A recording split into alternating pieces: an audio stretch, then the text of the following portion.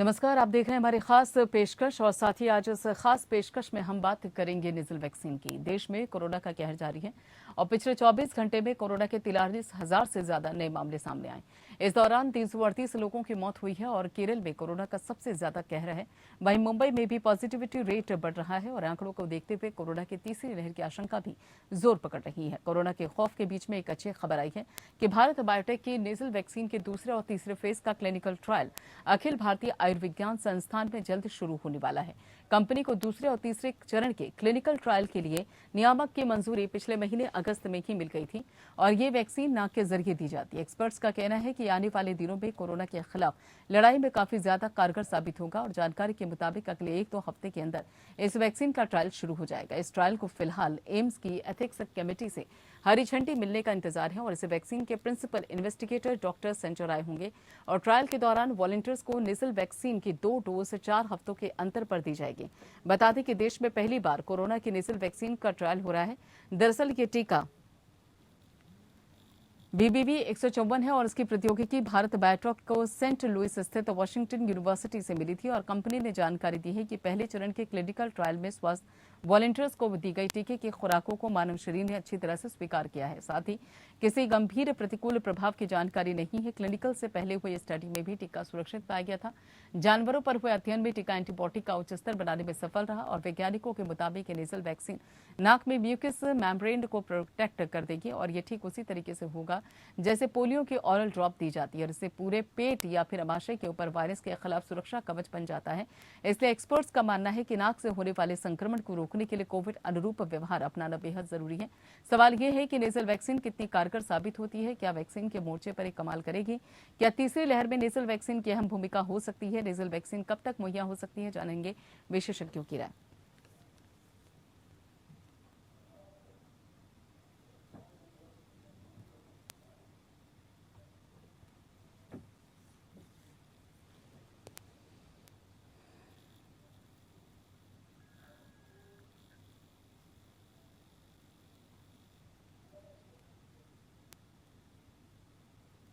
और ऐसे में निज़ल वैक्सीन का पूरा देखा जाता है कॉन्सेप्ट सामने आया है। तो हमारे खास मेहमान हमारे साथ जुड़ेंगे। आपको बता दें कि डॉक्टर अंशुमान कुमार हैं जो कि सीनियर डॉक्टर हैं धर्मशाला हॉस्पिटल में, डॉक्टर राहुल शर्मा है जो कि सीनियर डॉक्टर हैं इत्तेहाद हॉस्पिटल में। दोनों हमारे साथ हमारे खास मेहमान जुड़े हुए हैं।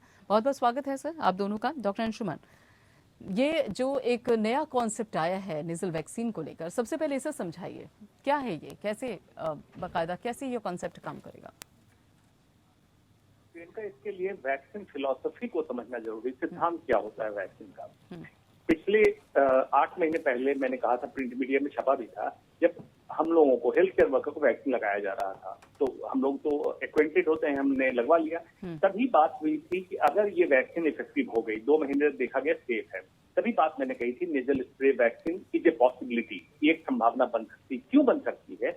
पोलियो वैक्सीन पहले इंजेक्शन फॉर्म में दिया जाता था, जबकि पोलियो वायरस का संक्रमण जो बच्चों में होता है आंख के रास्ते होता है। जो बच्चे गंदा पानी गंदा खाना खाते हैं, आंख के रास्ते वायरस जाके संक्रमित करता है। तो ओरल पोलियो वैक्सीन का आविष्कार हुआ। आपने देखा पूरे वर्ल्ड से, पूरे विश्व से पोलियो का उन्मूलन हो गया। उसी सिद्धांत पे देखा गया कि अगर कोरोना वायरस की एंट्री नाक के रास्ते या फेफड़े के रास्ते हो रहा है तो वैक्सीन की भी संभावना हो सकती है।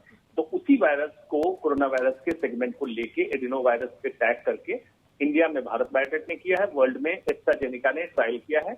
एस्ट्राजेनिका ने ट्रायल को मंकी और इन सब पे पूरा किया है।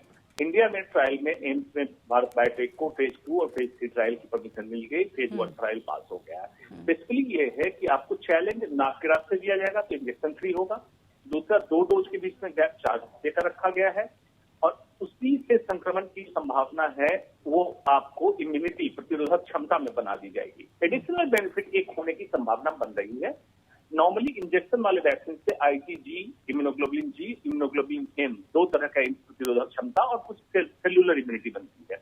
नेजल स्प्रे वैक्सीन में एक संभावना बन IgA, मतलब नाक और थ्रोट में भी प्रतिरोधक क्षमता के इम्यूनोग्लोबुलिन बनेंगे और हो सकता है ऐसे व्यक्ति आगे संक्रमण ना फैलाए, जो अभी तक हमें बाकी वैक्सीन से नहीं मिल रहा है। ये एक संभावना है, इस ट्रायल के बाद ही पता चलेगा। बिल्कुल। डॉक्टर राहुल शर्मा, यहाँ पर कई देशों से बाकायदा इस बाबत खबरें भी निकलकर सामने आ रही थी कि वहाँ पर नेजल वैक्सीन को लेकर काम चल रहा है। और इस बाबत अगर देखा जाए तो प्रोसेस भी था, काम भी चल रहा था, बाकायदा बजट भी दिया गया था कि नेजल वैक्सीन पर काम किया जाए और कई देश इसमें आगे भी निकल चुके हैं। हमारे यहाँ थोड़ी देर से नहीं लगा कि प्रक्रिया शुरू हुई है नेजल वैक्सीन को लेकर, खासतौर पर जब कोरोना आपको डायरेक्ट नाक से इफेक्ट करता है। तो उस बाबत क्या देरी हुई है या सही समय है, या फिर ये मानकर चला जाए कि नेजल वैक्सीन को लेकर काम करने के लिए अभी हमारे पास समय है? I think since the beginning the nasal vaccine has also been tried. जो nasal vaccine पे काम है, ऐसा नहीं कि वो अभी से चल रहा है, लेकिन उसके सक्सेस रिजल्ट इतने अच्छे नहीं आ रहे थे जितने की बाकी वैक्सीन के आ रहे हैं, चाहे वो इंडिया में बात करें या वर्ल्ड में बात करें। बट नेजल वैक्सीन के साथ बहुत सारी ईज आउट हो जाते हैं। इंजेक्शन नहीं लगाना है, हमें टेक्निकल स्टाफ नहीं चाहिए, पेशेंट को हॉस्पिटल नहीं आना है, नेजल वैक्सीन घर में दी जा सकती है। और इसके साथ जो लोकल इम्यूनिटी प्रोड्यूस होती है, क्योंकि ये वायरस सबसे पहले नेजल में घर करता है, उसके बाद लंग्स में जाता है, वहां से डिसीज आगे फैलाता है। तो it is a logically very very prudent idea हम वहीं पर अटैक करें जहां पर सबसे ज्यादा इस वायरस का प्रॉब्लम आता है। So this is a very very good move. And जो रिजल्ट्स हैं वो अभी भी प्रिलिमिनरी हैं। वी हैव टू सी कि आगे आने वाले ट्रायल्स में इनके रिजल्ट्स कैसे हो। बिल्कुल डॉक्टर अंशुमान, अगर देखा जाए तो हमारे पास पहली डोज को लेकर, दूसरी डोज को लेकर लगातार यहाँ पर प्रोसेस चल रहा है, लोगों को वैक्सीनेट किया जा रहा है। और कई लगभग देखा जाए जो आंकड़े हैं सरकार के हिसाब से, उसमें कई लोगों को दूसरी जो डोज है वो भी लग चुकी है। लेकिन अगर यहाँ पर जो 2 वैक्सीन जिस पर काम की जा रही है, कई बाहर की भी वैक्सीन है जो कि इस वक्त इंडिया में अवेलेबल हैं, उनको भी दिया जा रहा है, लेकिन वैक्सीन के मोर्चे पर ये जो नेजल वैक्सीन है ये आपको कितनी कारगर लगती है, कि कितना काम कर पाएगी? क्या कोई चमत्कार दिखा पाएगी क्या? हर समय इवॉल्विंग प्रोसेस होता है, एवर इवॉल्विंग साइंस है, मतलब हर समय इसमें नए नए खोज और नई नई एडिशन होती है। लेकिन अभी हमें कोशिश ये करनी चाहिए जो वैक्सीन उपलब्ध है उसके तहत, जैसे अभी वैक्सीनेशन वेलोसिटी जो जिसको कहते हैं, वैक्सीन की स्पीड अच्छी चल रही है भारत में, इस स्पीड को बरकरार रखें और ये करें। तब तक नेजल वैक्सीन का ट्रायल चल रहा है, क्योंकि जो उम्मीद लग रही है like any other flu virus, Spanish flu या जो पास में जितने भी हो, इसमें भी आपको बूस्टर डोज की जरूरत आएगी आने वाले समय में। उस समय नेजल स्प्रे वैक्सीन आपको एडिशन कर सकता है, नंबर 1। नंबर 2, बच्चों में जो इंजेक्शन का भय था, खतरा था, बच्चे पैनिक करते थे, बच्चों में कारगर हो जाएगी। बच्चे हमारे वैक्सीनेट नहीं हुए हैं, उसमें हो सकता है। कहने का ये मतलब है कि नेजल स्प्रे वैक्सीन के ट्रायल के लिए वैक्सीनेशन को पब्लिक ये ना समझ ले कि नेजल स्प्रे आएगा तभी मैं लगवाऊंगा। मैं उनसे रिक्वेस्ट करता हूं जो वैक्सीन उपलब्ध है उसको आप लगाते रहिए, और जब नेजल स्प्रे का ट्रायल पूरा हो जाए तो बच्चे पहले कैटेगरी में हों लगवाने के, और उसके बाद जो बच गए हों या बूस्टर डोज की जिनको जरूरत हो उनको नेजल स्प्रे से किया जाए। ठीक है डॉक्टर राहुल शर्मा, ये जो नेजल वैक्सीन को लेकर बात की जा रही है, अभी जैसे डॉक्टर अंशुमान ने कहा कि देखिए बच्चों को पहली कैटेगरी में रखा जाए, साइड इफेक्ट को लेकर भी कोई चर्चा है? और अगर मान लीजिए बच्चों को दिया भी जा रहा है, खासतौर पे भी तब जब उनके लिए वैक्सीन अभी आई नहीं है, तो किस तरह के बच्चे की, कौन सी एज के वो बच्चे होंगे? और सबसे अहम सवाल यहाँ पे उठता है कि कितना और इंतजार करना होगा? आई थिंक सबसे इम्पोर्टेंट कि कितना और इंतजार करना होगा। अभी हम फेज 1 ट्रायल में हैं, phase 2 trial and phase 3 trial जब तक पूरे नहीं हो जाते हैं जनरली वैक्सीन को अप्रूवल नहीं मिलता है। सो इन ट्रायल्स में डिपेंड करता है कि कितने वॉलंटियर्स आते हैं, और मिनिमम 3 मंथ्स का टाइम होता है जिसमें हमें इसके साइड इफेक्ट्स और इफेक्ट देखने होते हैं। जहां तक बात है बच्चों की, I think this is a very good move, क्योंकि बच्चों में जो सबसे बड़ी प्रॉब्लम पेरेंट्स को आती है, या जो ट्रांसमिशन इस वक्त हो रहा है, वो सबसे ज्यादा बच्चे फैला रहे हैं, जिनको हम कंट्रोल नहीं कर रहे हैं, जो कोविड अप्रोप्रिएट बिहेवियर को फॉलो नहीं कर पाते हैं। उन केसेस में अगर ये वैक्सीन आती है तो नॉट ओनली कि ये उस बच्चे को प्रोटेक्शन देंगे बल्कि ट्रांसमिशन को भी कट डाउन करते हैं। तो इसीलिए प्रायोरिटी में बच्चों को रखना सबसे ज्यादा लाजमी लगता है, क्योंकि जब ये वैक्सीन आएगी बच्चों से देने से हम इमीडिएटली ट्रांसमिशन कट डाउन कर सकते हैं, and probably by that time adult लोगों को काफी हद तक वैक्सीनेशन हो चुका होगा। जैसा कि हमने देखा और डॉक्टर अंशुमन ने भी कहा कि 1 करोड़ से ज्यादा वैक्सीनेशन डेली अब हो रहे हैं। इस वैक्सीनेशन की रफ्तार को हमें ऐसे ही रखना पड़ेगा। हमें ये भ्रमित नहीं होना है कि जब नीजल वैक्सीन आएगी वो ज्यादा कारगर होगी और उसको लेना है। प्रोबेबली इन फ्यूचर, हमें नहीं पता है, अगर बूस्टर डोज की जरूरत पड़ेगी तो वैक्सीन कंटिन्यूअसली इवॉल्व होती रहेगी, और उस केसेस में हमें बूस्टर डोज नेजल वैक्सीन के द्वारा दी जा सकती है। लेकिन अभी भी इनके ट्रायल बहुत बहुत प्रिलिमिनरी हैं। फेज 1 ट्रायल हुआ है, 2 और 3 ट्रायल अभी चालू होने हैं। तो जो वैक्सीन इफेक्टिव और अवेलेबल है अभी भी हमें उन्हीं पे अपना भरोसा ज्यादा रखना है। बिल्कुल, लेकिन यहाँ डॉक्टर अंशुमान, ये जो फेज 1 का जो अभी तक ट्रायल सामने आया है उससे हम उम्मीदें कितनी कर सकते हैं? चलिए, अभी तो और भी ट्रायल है और भी फेज है जिन पे ट्रायल होना है, लेकिन जो फेज 1 के रिजल्ट है, जो फेज 1 के नतीजे हैं ट्रायल को लेकर, उससे क्या कितनी उम्मीद करनी चाहिए, कितना भरोसा करना चाहिए इस पर, नेजल स्प्रे पर? जी, जैसे पहले मैंने शुरुआत में बताया, वैक्सीन फिलॉसफी एक सिद्धांत होता है वैक्सीनेशन का। उसके तहत ये माना गया, हाइपोथेसिस जिसको मेडिकल में हम कहते हैं, हाइपोथेसिस दी गई कि ऐसी संभावना है नेजल स्प्रे वैक्सीन बन सकता है। तो फिर रिसर्चर उसमें जुड़ते हैं और फेज 1 ट्रायल करते हैं। फेज 1 ट्रायल में देखा गया और प्री ट्रायल जो जानवरों में कर लिया जाता है, सब में किया, तो उनमें देखा गया कि इम्यूनिटी तो बनी है। जानवरों में ये भी देखा कि नेजल क्लियरेंस, मतलब नाक में कोरोना SARS-CoV-2 वायरस जब जमा हुआ तो क्लियरेंस जल्दी हो गया अगर जो वैक्सीनेटेड थे उनमें।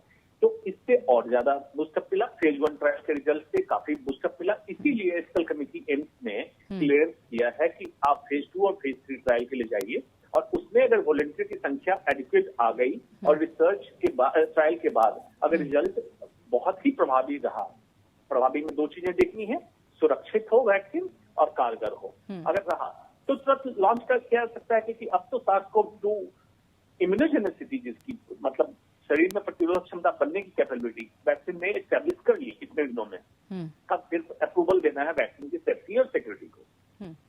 यानी कि अगर देखा जाए तो उसकी सिक्योरिटी पे भी ध्यान देना होगा। लेकिन डॉक्टर राहुल, यहाँ पर और भी सवाल है कि आखिर इसके मेंटेनेंस को लेकर किस तरीके से इसको रखा जाएगा, किस तरीके से इसकी प्रक्रिया होगी, डोजेस किस तरीके से दी। 2020 में बाकायदा पहली लहर को लेकर, कोरोना की पहली लहर किस तरीके से सामने आई और लोगों ने किस तरीके से उसका मुकाबला किया, और दूसरी लहर कितनी खतरनाक रही, तीसरी लहर को लेकर संभावनाएं हैं, और लगातार अब देखा जाए तो जिस तरीके से केसेस बढ़ रहे हैं उस बाबत ये भी कहा जा रहा है कि शायद तीसरी लहर की दस्तक यही है। लेकिन ऐसे में जो नेजल वैक्सीन की बात सामने आई है वो कितनी प्रभावी हो सकती है, बात करने के लिए हमारे खास मेहमान लगातार हमारे साथ जुड़े हुए डॉक्टर अंशुमान। क्या ये मानकर चला जाए कि जो तीसरी लहर को लेकर बात कही जा रही है और खासतौर पे जिस तरीके से केसेस बढ़ रहे हैं कोरोना संक्रमण को लेकर, तो उसमें ये जो नेजल स्प्रे या नेजल वैक्सीन है ये गेम चेंजर का रोल अदा करेगी क्या? तीसरी लहर में एक सिद्धांत समझा देता हूँ, दर्शकों को याद रखना चाहिए। 3 चीजों पे निर्धारित होगा तीसरी लहर होगी, नहीं होगी, होगी तो कैसी हो। IVV, I for individual choice, इंसान कैसे बिहेव करते हैं फेस्टिवल में, मॉल में, मूवी में, किस तरह से आपकी चॉइसेस हैं जो दर्शक देख रहे हैं। वी, वैक्सीन कितनी अवेलेबल हो और वैक्सीन की स्पीड कितनी चल रही हो।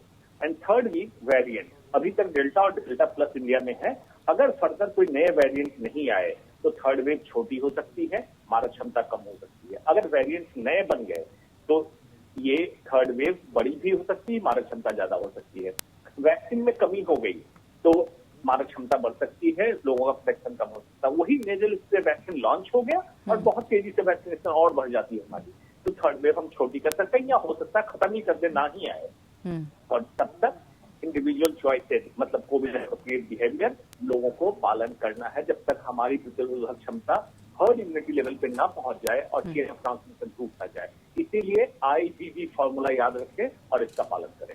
बिल्कुल, और इस फॉर्मूले का पालन करना जरूरी है ताकि तीसरी लहर से कुछ हद तक बचा जा सके। डॉक्टर राहुल, एक अगर देखा जाए तो देखिए जो टीनेजर बच्चे हैं उनके लिए तो काम हो रहा है, खासतौर पे अगर 12 से 18 साल के बीच के बच्चों के लिए देखा जाए तो वैक्सीन पर भी काम हो रहा है, खासतौर पे नेजल वैक्सीन को लेकर भी इस बाबत चर्चा है। लेकिन उससे छोटी उम्र के जो बच्चे हैं, क्या उनके लिए भी किसी तरीके का प्रोसेस है नेजल वैक्सीन के तहत? वैक्सीन ही उनके लिए सबसे अच्छा उपाय है, क्योंकि अगर वैक्सीन उसी उम्र के बच्चों को लगाई जाती है जो आगे चल के उनको डिफरेंट डिसीज से प्रोटेक्शन देते हैं। लेकिन अभी भी हर जगह ट्रायल चल रहे हैं और कहीं भी ऐसी एफिकेशियस वैक्सीन नहीं आई है जिसमें हम बोलें कि हम इन बच्चों को ये वैक्सीन दे सकते हैं। विद टाइम जैसे जैसे रिसर्च इवॉल्व हो रहा है, आई थिंक उन बच्चों को भी टारगेट किया जाएगा और उनके लिए भी वैक्सीन आना लाजमी है, जिससे कि प्रोटेक्शन एंड कवरेज ओवरऑल होगी। क्योंकि अगर आप किसी भी एक ग्रुप को छोड़ देते हैं तो प्रोबेबली वैक्सीन का प्रभाव उतना नहीं रहेगा जितना कि हम हर्ड इम्यूनिटी और हर किसी को वैक्सीन कवरेज देना चाहते हैं। तो डेफिनेटली इन फ्यूचर हर संस्था, चाहे गवर्नमेंट हो, चाहे इंडिया हो या आउटसाइड हो, वो हर किसी एज ग्रुप पर फोकस कर रही है, लेकिन उसको प्रायोरिटी वाइज वो डिसाइड कर रही है, क्योंकि वैक्सीन अभी भी पूरी तरह से उपलब्ध नहीं है और धीरे धीरे इनका प्रोडक्शन बढ़ता जा रहा है। तो over a period of time ये डिसाइड होगा कि किस लेवल पे किसको क्या किस तरह की वैक्सीन देगी। But it is absolutely mandatory for everyone. बिल्कुल, लेकिन ये मैंडेटरी जरूर नजर आ रहा है। डॉक्टर अंशुमान, देखिए अभी जब वैक्सीनेशन को लेकर प्रोसेस शुरू हुआ था, शुरुआती दौर की अगर बात की जाए, तो हमने देखा था कि डोजेस के बर्बाद होने की भी खबरें सामने आ रही थी। ये भी खबरें सामने आ रही थी कि कई डोजेस हैं जो कि बर्बाद हो रही हैं, उनका सही तरीके से इस्तेमाल नहीं हो पा रहा है। कई जगह स्टोरेज को लेकर भी खबरें सामने आ रही थी। तो ऐसे में जो नेजल वैक्सीन है, इसके स्टोरेज को लेकर, इसके रखने को लेकर, एडमिनिस्ट्रेशन को लेकर किस तरीके को आपको लगता है कि काम करने की जरूरत है, और ये कितना आसान होगा? जो 2 वैक्सीन है या उसके अलावा जो वैक्सीन है, उनके स्टोरेज को लेकर या उनकी एडमिनिस्ट्रेशन को लेकर, वो नेजल वैक्सीन के तहत वो कितना कारगर होगा या कितनी कम मेहनत करनी पड़ेगी? जी, ये तो देखिए ट्रायल के बाद कंपनी अपना फॉर्मुलेशन तैयार करती है, तो उसकी स्टेबिलिटी, मतलब वातावरण में किस तरह वैक्सीन सुरक्षित रहेगी या नॉर्मल टेम्परेचर पे स्टेबल रहेगी, इसका काम कर तो कंपनी डिक्लेयर करेगी। लेकिन आमतौर पर जब देखा जाता है, नेजल स्प्रे वैक्सीन ज्यादा स्टेबल है नॉर्मल टेम्परेचर से एज कम्पेयर टू दूसरे सारे वैक्सीन। जैसे अभी आपने देखा 2 to 8 डिग्री सेंटीग्रेड पे मैक्सिमम वैक्सीन इंडिया में उपलब्ध है। जो मॉडर्ना फाइजर की वैक्सीन है वो -डिग्री सेल्सियस में उसकी उपलब्धता रखनी पड़ती है, कोल्ड चेन मेंटेन करना पड़ता है। नेजल स्प्रे वैक्सीन में ऐसी समस्या नहीं आती। उसका कारण ये है कि नेजल स्प्रे का मतलब ये होता है कि फव्वारे की तरह नाक में इसको फेंकना। तो इसके लिए एक एरोसोल मटेरियल मिलाया जाता है जिसके कारण ये स्प्रे करे। अगर इसको आप फ्रीज कर देंगे, मतलब टेम्परेचर इसका माइनस में ले जाएंगे, तो ये कभी भी स्प्रे काम नहीं करेगा। तो स्प्रे काम करे इसके लिए इसको आपको माइनस टेम्परेचर में रखने की जरूरत नहीं होती, इसलिए स्टेबलाइज करना पड़ता है वैक्सीन को। तो आमतौर पर नेजल स्प्रे जितने भी, जैसे हमारे कैल्सिटोनिन और ये इस तरह की दवाइयां आती है जो नेजल स्प्रे आती है, वो सारे नॉर्मल टेम्परेचर रखे जाते हैं, नॉर्मल रूम टेम्परेचर, जिसको हम कहते हैं NTP, normal temperature and pressure, उस पर रखे जाएंगे और वैक्सीन स्टेबल होनी चाहिए। लेकिन जब तक भारत बायोटेक डिक्लेयर नहीं करता है कि किस तरह का फॉर्म लेके आ रहा है, तब तक उस पर कमेंट करना उचित नहीं। बिल्कुल, यानी कि अगर देखा जाए तो वाकई जब वैक्सीन के तैयार होने के बाद ही निर्धारित होगा कि किस तरीके से इसका स्टोरेज किया जाएगा। डॉक्टर राहुल शर्मा, यहाँ अभी जिस तरीके से कह रहे थे कि टेम्परेचर थोड़ा सा कम ही रहेगा क्योंकि स्प्रे की फॉर्म है, लेकिन सबसे बड़ा सवाल होता है डिस्ट्रीब्यूशन।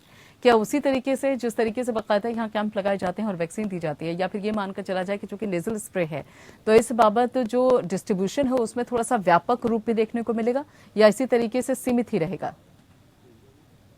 अगर नेजल वैक्सीन आ जाती है तो जैसे हमने देखा है कि पोलियो वैक्सीन जब ओरल हो गया तो घर घर जाके बच्चों को पोलियो वैक्सीन दिया गया। तो आई थिंक ये मूव भी हो सकता है डिपेंडिंग ऑन की कितनी सेफ वैक्सीन रहती है और कितनी हमें मॉनिटरिंग की जरूरत पड़ती है। अगर हमें लगता है कि वैक्सीन एब्सोल्युटली सेफ है, कहीं भी दी जा सकती है, तो एक यूनिवर्सल प्रोग्राम के तहत जैसा कि हम बाकी वैक्सीनेशन बच्चों को करते हैं, मास्क वैक्सीनेशन है, दूर दराज गाँव में आशाओं की हेल्प लेते हैं, PSCs की हेल्प लेते हैं, आई थिंक उस हिसाब से इस वैक्सीनेशन से हम और जल्दी हर पार्ट ऑफ इंडिया में कवरेज दे सकते हैं। और यही सबसे बेटर वे है नेजल वैक्सीन का ओवर इंजेक्शन वैक्सीन में, कि आपको टेक्निकल एक्सपर्टाइज बहुत कम चाहिए होती है। हाँ। एक सिंपल आदमी को भी आप ये सिखा सकते हैं और वो घर घर जाके इस वैक्सीन का डिस्ट्रीब्यूशन कर सकते हैं। बिल्कुल, ये एक सहूलियत रहने वाली है। सिरिंज का इस्तेमाल कम हो जाएगा और कहीं ना कहीं अगर देखा जाए तो इसकी व्यापकता भी बढ़ेगी, लोगों तक ये ज्यादा से ज्यादा मात्रा में उपलब्ध भी होगा, ज्यादा से ज्यादा संख्या में उपलब्ध भी होगी। बहुत बहुत शुक्रिया राहुल जी और उसके साथ ही अंशुमान जी, आप दोनों का जुड़ने के लिए और साथ ही ये बेहद महत्वपूर्ण जानकारी दर्शकों तक उपलब्ध करवाने के लिए। फिलहाल इतना ही, बाकी खबरों के लिए आप जुड़े रहिए के साथ।